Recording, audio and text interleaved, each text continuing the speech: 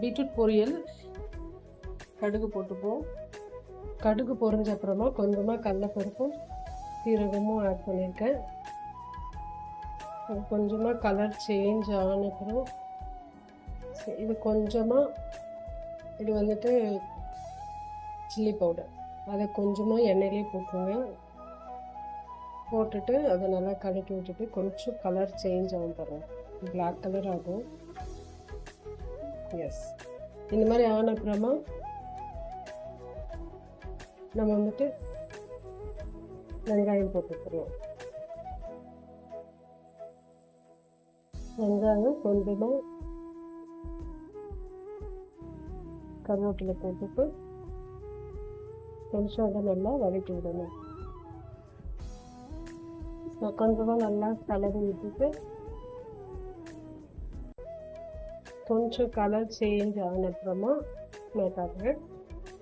இப்போ வந்துட்டு இது கொஞ்சம் வதங்கியிருக்கு.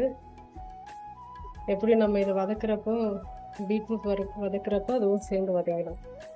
பீட்ரூட்டை போட்டுட்டு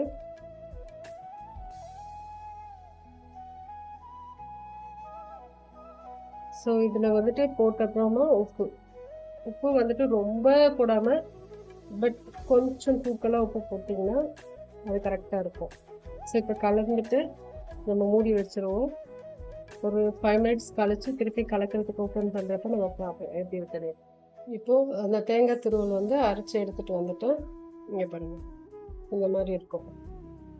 ஓகேவா, நம்ம இப்போது பீட்ரூட் எப்படி இருக்குன்னு பார்ப்போம்.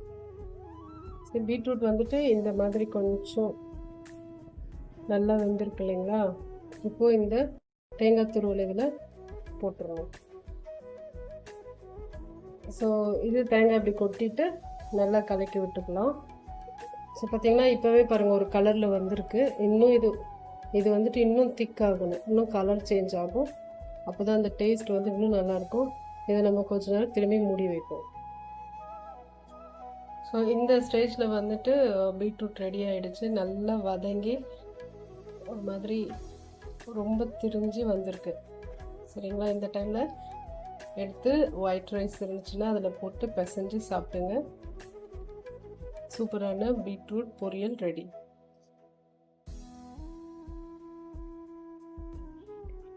ஸோ இந்த மாதிரி ஏதாவது தொட்டுக்கிறதுக்கு வச்சுக்கோங்க. பச்சை மோர் கூட ஓகே தான்.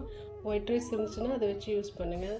இன்றைக்கி எங்களுக்கு மட்டர் ரைஸ் இருக்குது, கேரளா ரைஸ், அதை வச்சு தான் நாங்கள் சாப்பிட போகிறோம். இது எல்லாம் எடுத்து சாப்பிட பிசைஞ்சிட்டு சாப்பிடுவோம்.